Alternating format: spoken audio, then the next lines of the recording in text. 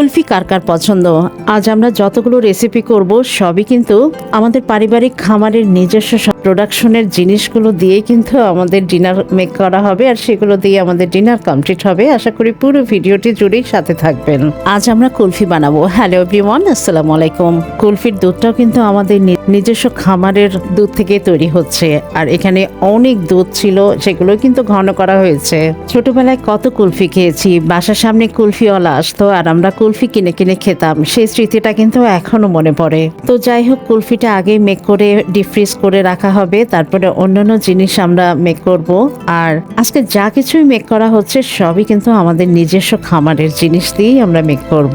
কুলফিগুলো এখন সব one time গ্লাসগুলোতে আমরা রিফিল করে নিচ্ছি, কারণ এগুলো ডিপ ফ্রিজ করা হবে আর এর উপরে পেস্তা দিয়ে ডেকোরেট করে কিন্তু একবারে ডিপ করে ফেলা হবে। তবে এই ডিপ করার আগেও কিন্তু আমরা একটু খেয়ে দেখেছি, এত টেস্টি হয়েছিল যে কি বলবো, একদম কিরসা দইয়ের মতোই লাগছিল।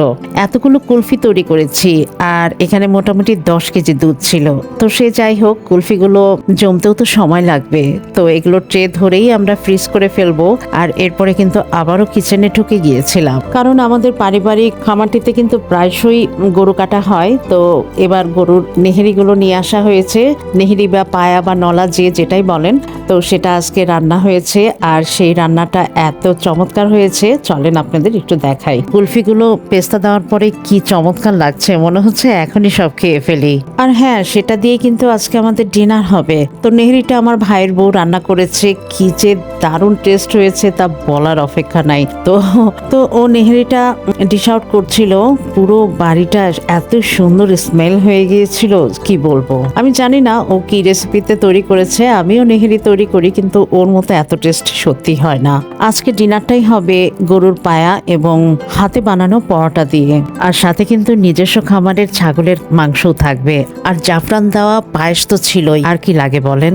ভিডিওর প্রথমেই বললাম না, আজকে যা কিছু রেসিপি রান্না হবে, যা আমরা ডিনারে খাবো সবই নিজস্ব খামারের জিনিস দিয়েই হবে। তো আমার ভাইয়ের বউ সব নেহেরিগুলো আলাদা আলাদা করে বাটি করে দিচ্ছিল, কারণ এভাবে নিয়ে খেতে কিন্তু একটু প্রবলেম হবে, এই জন্য ও সবাইকেই আলাদা করেই সার্ভ করে দিচ্ছিল।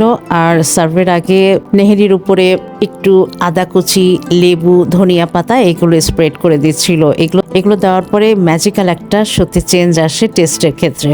আপনাদের সবার ঈদ কার কেমন কোথায় কাটলো, আমার না সত্যি অনেক জানতে ইচ্ছা করে। আমি যেমন শ্বশুর বাড়িতে ঈদ করে আজকে কিন্তু আবারও রাজশাহী বাবার বাড়িতে চলে এসেছি। এখানে বেশ কিছুদিন থাকবো, বেশ কিছুদিন মানে 5-6 দিন থাকবো। এরপরে কিন্তু আমি আবার চিটাগং চলে যাব আমার নিজের বাসাতে। আমাদের পারিবারিক সুন্না অ্যাগ্রো পেজটা কিন্তু ট্যাগ করে দিয়েছি। আমাদের পারিবারিক খামারটির নাম হচ্ছে সুন্না অ্যাগ্রো। যারা অ্যাগ্রোর ভিডিও দেখতে পছন্দ করেন তারা কিন্তু পেজটাতে ফলো দিয়ে সাথে থাকতে পারেন। ধন্যবাদ।